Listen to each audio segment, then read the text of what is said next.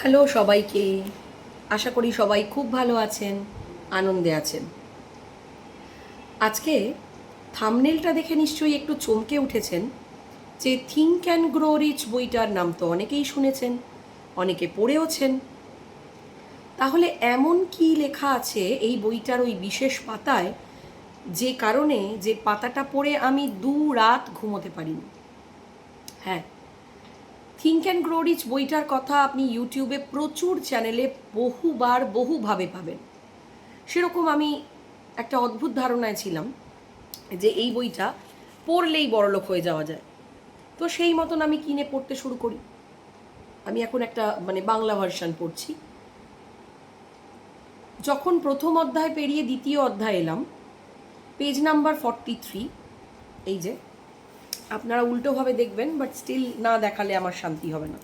এই যে, তো পেজ নাম্বার 43-তে যখন আমি এলাম, সেখানে একটা আশ্চর্য রকম রেদার বিতর্কিত একটা হেডিং দেখলাম, আকাঙ্ক্ষা পরমা প্রকৃতিকেও পেরিয়ে যায়। এবং সেখানে লেখক নেপোলিয়ান হিল একজনের সত্যি ঘটনা তুলে ধরলেন, নিজের জীবনের সত্যি ঘটনা তুলে ধরলেন। ওনার এবং ওনার ছোট ছেলের সঙ্গে ঘটা যে ঘটনা সেটা উনি তুলে ধরলেন। এবং হেডিংটা পড়ে আমার অদ্ভুত লাগলো, আকাঙ্ক্ষা পরমা প্রকৃতিকেও পেরিয়ে যায়।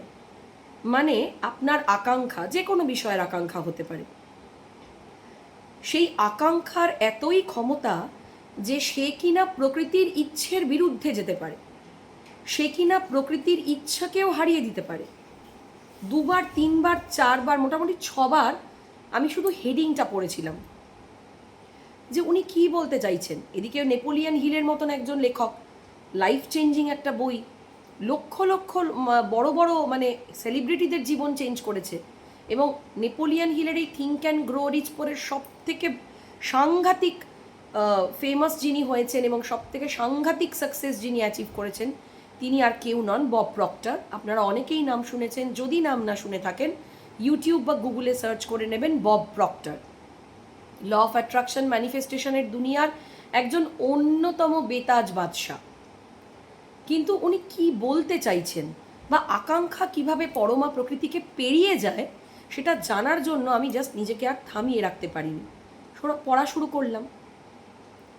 পড়ে যেটা বুঝলাম যে লেখকের ছেলে জন্ম থেকে 2টো কান ছাড়া জন্মেছিলেন। অর্থাৎ স্বাভাবিকভাবে মানুষের 2টো কান থাকে এবং সেই কানের জন্য জন্ম থেকে 2টো কান নিয়ে জন্মাতে হয়। কিন্তু লেখক নেপোলিয়ান হিলের ছেলে জন্মবোধি 2টো কান ছাড়াই জন্মেছিলেন।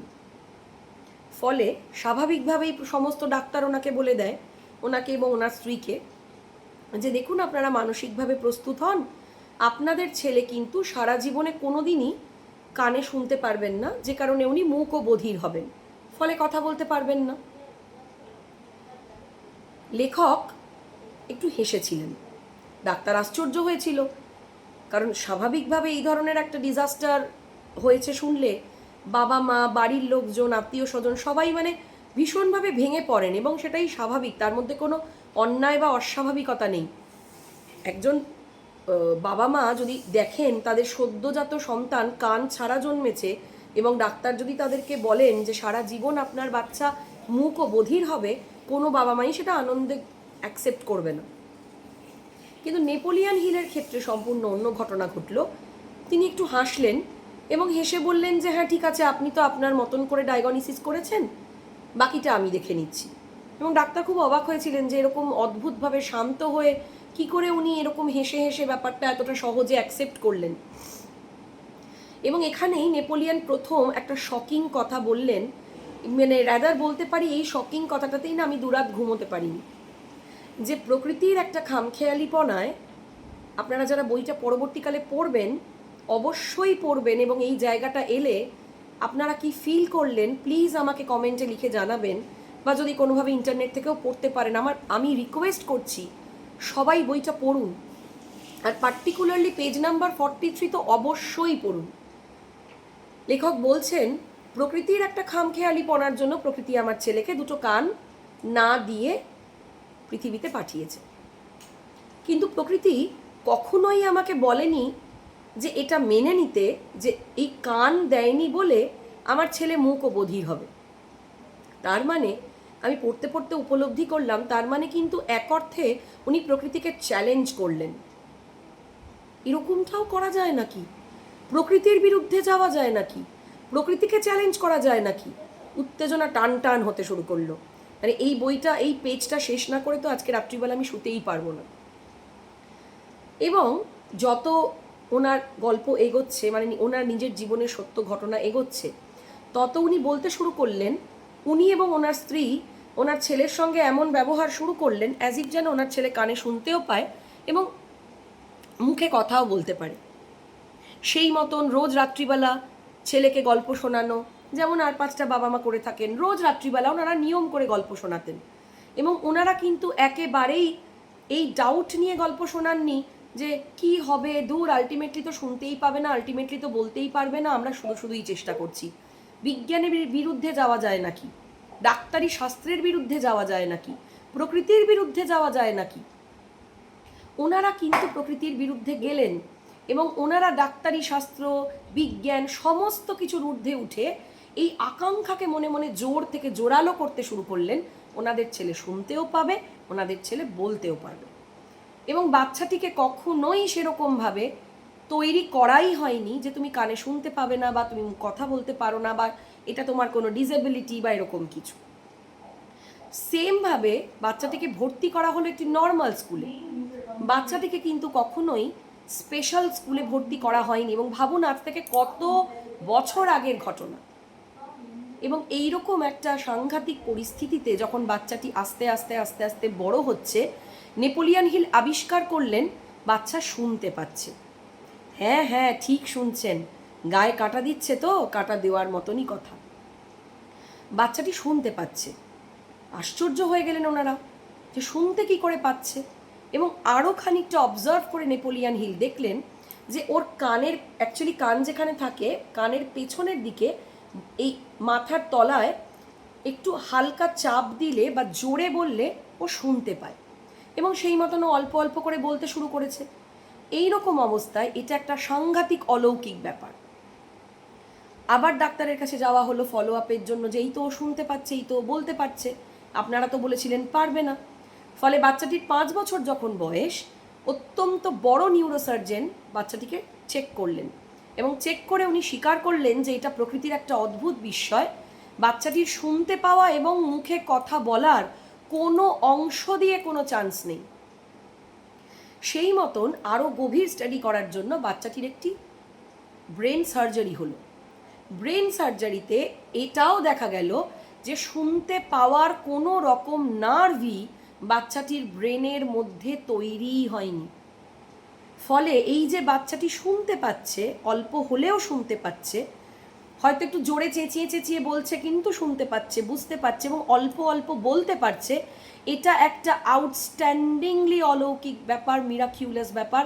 এটা হওয়ার কোনো চান্স কোথা দিয়েও নেই। এইবার যখন এটা ডিক্লেয়ার্ড হলো যে বাচ্চাটির ব্রেনের মধ্যে অডিটরি কোনো নার্ভই সেইভাবে নেই, তাহলে বাচ্চাটি কি করে শুনতে পাচ্ছে, কি করে বলতে পারছে? নেপোলিয়ান হিলের মনের জোর আরও জোর থেকে জোরদার হলো।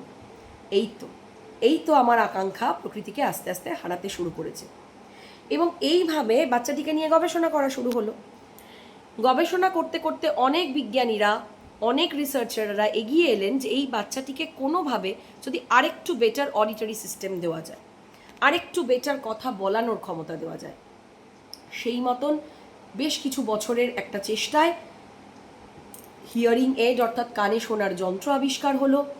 সেই দিয়ে সেই বাচ্চাটি ধীরে ধীরে বড় হলো, অনেক প্রমিনেন্টলি শুনতে শুরু করলো, অনেক প্রমিনেন্টলি বলতে শুরু করলো এবং পরবর্তীকালে এই বাচ্চাটি তার মতন জন্মভোদী যারা এই ধরনের ডিসেবিলিটিস নিয়ে জন্মাতে শুরু করলো তাদের হেল্প করার জন্য কাজ শুরু করলো। একটি ফোরাম তাকে চাকরিতে অ্যাপয়েন্ট করলো, প্রচুর বড় একটা প্যাকেজের বিনিময়। সেই প্যাকেজে সে চাকরি করা শুরু করলো, কাজ করা শুরু করলো এবং তারই মতন কোট আনকোট আমাদের ভাষায় ডিসেবিলিটি নিয়ে যে সমস্ত বাচ্চা জন্মেছে তাদেরকে ডিসেবল থেকে এবল করার দিকে এই বাচ্চাটি কাজ করা শুরু করলো যুবক হয়ে। এবং নেপোলিয়ান হিল এই সত্য ঘটনার মাধ্যমে বারবার প্রতিটা লাইনে প্রমাণ করেছেন ওনাদের সংঘর্ষ, ওনাদের বিশ্বাস আর অবিশ্বাসের মাঝখানের যে সাংঘাতিক যুদ্ধ। কারণ বুঝতেই পারছেন, একটা বাবা মা যখন কিছুতেই বিশ্বাস করছে না যে তার ছেলে জন্মবধি ডিসেবল, সে এটা পারে না, প্রকৃতির বিরুদ্ধে গিয়ে কাজ করা যায় না, তাহলে কতটা মনের জোর, কতটা আকাঙ্ক্ষার জোর, কতটা বিশ্বাসের জোর রাখতে হয় এবং সমাজের বিরুদ্ধে গিয়ে রাখতে হয়। ফলে আমি 2 রাত শুধু এটা ভেবে ঘুমোতে পারিনি যে এটা শুধুমাত্র ধনী হয়ে ওঠার বই নয়। আমার শুধুমাত্র মনে হয়েছে এই মনের জোর, এই আকাঙ্ক্ষার জোর এবং এই সত্য ঘটনাকে আমার প্রত্যেকটা ভিউয়ার, প্রত্যেকটা সাবস্ক্রাইবার, পৃথিবীর যে কোনো মানুষ যদি মন থেকে উপলব্ধি করতে পারে ধনী হওয়া তো অনেক ছোট জিনিস, তারা পৃথিবীর অনেক অনেক মিরাকেল করে ফেলবে, যা এখনো পর্যন্ত বিজ্ঞানের কাছে অসম্ভব, সমাজের কাছে অসম্ভব, মানুষের বিশ্বাসের কাছে অসম্ভব। তার মানে আকাঙ্ক্ষা এবং বিশ্বাসের জোর কতখানি হতে পারে যে ধৈর্য ধরে যদি সেই জোরকে আমরা বজায় রাখতে পারি, আমরা যদি সেই মনের জোরকে নিজেদের মূলধন করতে পারি, তাহলে ধনী হওয়া অত্যন্ত সহজ বিষয়। আমরা পারি না এমন কোনো কাজ নেই। থিঙ্ক অ্যান্ড গ্রো রিচ বই সম্বন্ধে বহু লোকের বহু কথা শুনেছি, বহু অ্যাফার্মেশন শুনেছি, বহু ভীষণ সুন্দর সুন্দর কোট শুনেছি, কিন্তু বিশ্বাস করুন বইটা যতক্ষণ না পড়েছিলাম, এই আশ্চর্য একটা কন্টেন্ট যে এই বইটার মধ্যে ছিল, যা একাই একটা মানুষের আপাদমস্তক জীবনকে বদলে দেওয়ার জন্য কাফি, মোর দ্যান এনাফ, সেটা আমার জানাই হতো না। এইটা আমি পড়েছি শুধুমাত্র আপনাদের জন্য। যবে থেকে ভিডিও দেওয়া শুরু করেছি, যবে থেকে আপনাদের ভালোবাসা পাওয়া শুরু করেছি, তবে থেকে আমার পড়ার আকাঙ্ক্ষা, পড়ার ইচ্ছে আরও বেড়ে গেছে। আরও নতুন কিছু দিতে হবে আপনাদের, আরও নতুন কিছু জানাতে হবে আপনাদের, যা এখনো পর্যন্ত কেউ জানায়নি, সেরকম কিছু জানাতে হবে। তাই আপনাদের জন্যেই ভাগ্যিস আমার এই বইটা নতুন করে পড়া হলো, যে কারণে আমি একটা এত আশ্চর্য, অসাধারণ, অলৌকিক সত্য জানতে পারলাম, যা দিয়ে আমি নিশ্চয়ই আমার নিজের জীবনকেও আমূল পরিবর্তন করে ফেলব। তাই আর দেরি কেন, চলুন পারলে বইটা পড়ুন, আর যদি না পড়তে পারেন আমার এই ভিডিওটা বারবার দেখুন, বন্ধু বান্ধব আত্মীয় স্বজন সবার সাথে শেয়ার করুন এবং বারবার সবাইকে এটা বোঝান যে দুঃখে থাকার জন্য, কষ্টে থাকার জন্য আমি খুব দুর্বল, এর বাইরে বেরোনোর ক্ষমতা আমার নেই, এই চিন্তা নিয়ে বসে থেকে জীবন নষ্ট করার জন্য আমরা পৃথিবীতে আসিনি। এইরকমই একটা আশ্চর্য, অত্যাশ্চর্য, অসাধারণ জীবন আমাদের জন্য অপেক্ষা করছে। তাই দেরি না করে চটপট মনের জোর বাড়ান, আকাঙ্ক্ষার জোর বাড়ান, বিশ্বাসের জোর বাড়ান, আর একটু ধৈর্য ধরে সবার বিরুদ্ধে গিয়ে নিজের মনের জোরকে সম্বল করে এগিয়ে চলুন নিজের গন্তব্যে। স্বপ্ন আপনার পূরণ হবেই। ঈশ্বর আপনার সাথে আছেন, প্রকৃতি আপনার সাথে আছেন। সর্বোপরি প্রকৃতি আপনাকে চ্যালেঞ্জ করছে শুধু এইটা বোঝাবার জন্য যে তুমি আমাকে চ্যালেঞ্জ করে তোমার নিজের ক্ষমতার সর্বৈব ব্যবহার করো। আমার বিধান আমি তোমার মনের জোরের জন্য বদলাবো, আমার বিধান আমি তোমার আকাঙ্ক্ষার জোরের জন্য বদলাবো। আমি একটা চ্যালেঞ্জ তোমায় দিয়েছি, সেটা মেনে বসে কান্নাকাটি করে হাত পা ছুঁড়ে দুঃখের অন্ধকারে নিমজ্জিত হওয়ার জন্য নয়। আমি তোমাকে চ্যালেঞ্জ ছুঁড়ে দিয়েছি যাতে সেই চ্যালেঞ্জ তুমি পাল্টা আমায় ছুঁড়ে দিতে পারো এবং নিজের ভাগ্য নিজে বদলাতে পারো। নেপোলিয়ান হিল পেরেছেন, আশা করি আমরা সবাই পারবো। খুব ভালো থাকুন, দেখা হচ্ছে পরের ভিডিওতে। আর প্রচুর প্রচুর লাইক, শেয়ার, সাবস্ক্রাইব চাই কিন্তু, কেমন? খুব ভালো থাকুন।